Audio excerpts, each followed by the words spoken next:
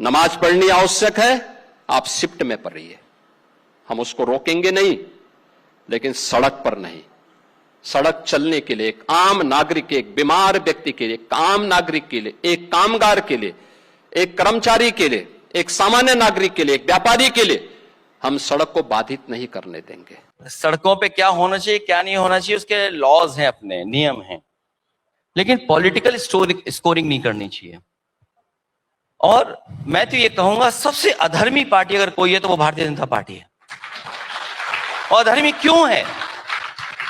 अभी कल ही बताइए, हमारे अधिवक्ता संघ के लोग, अधिवक्ता, वो निकले थे अपनी विरोध करने, अपनी बात कहने के लिए, उसके हाथ में रामचरितमानस था। सोचिए क्या हाल किया उन्होंने, लाठी चलवाई, पीटा। रामचरितमानस का क्या हुआ कोई नहीं जानता। वो तस्वीरें वीडियो होंगे कि रामचरितमानस के साथ क्या हुआ।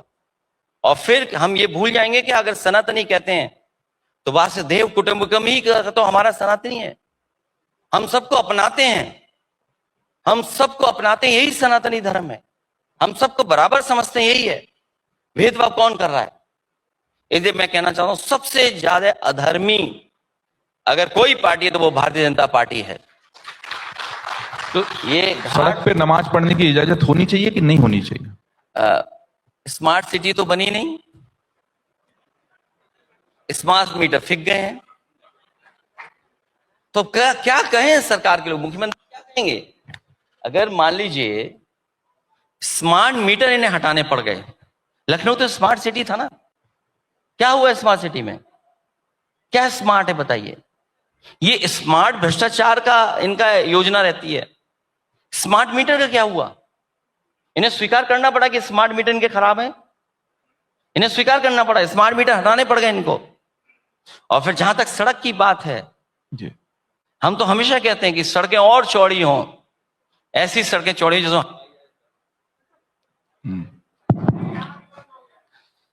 तो जहां तक सड़क, वो इसलिए कह रहे हैं कि हमारी बहस दूसरी तरफ चली जाए, हमारी बहस बुतों पे ना रहे, हमारी बहस दूसरे विचार पे चली जाए। कौन नमाज पढ़ रहा है सड़क पर? अब तो नहीं पढ़ रहा कोई भी। अगर पढ़ भी रहा है, जगह कम है, तो क्या दिक्कत है?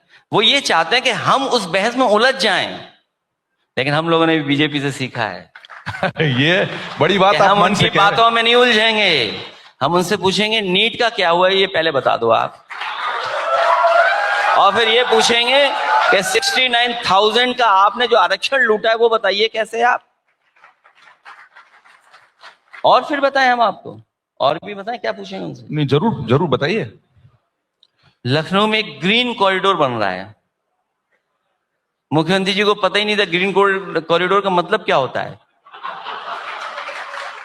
हमारे मुख्यमंत्री जी को यह पता था कि पेड़ लग जाएंगे वही ग्रीन कॉरिडोर है।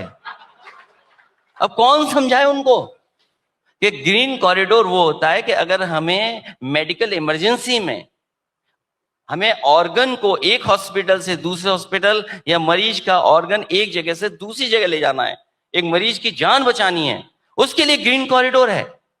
हमारे मुख्यमंत्री कमाल के हैं, उन्होंने इंजीनियरों से कहा कि डिजाइन आप नहीं करोगे, डिजाइन हम करेंगे।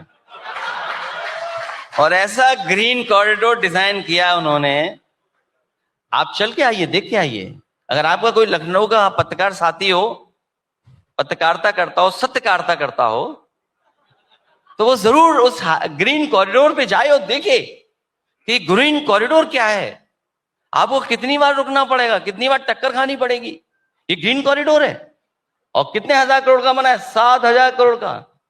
ये पता नहीं क्या प्रेम है इनको 7,000 करोड़ से। अगर आप ये वीडियो YouTube पर देख रहे हैं तो हमारे चैनल को सब्सक्राइब कर बेल आइकन दबाएं, और Facebook पर देख रहे हैं तो हमारे पेज को लाइक करें।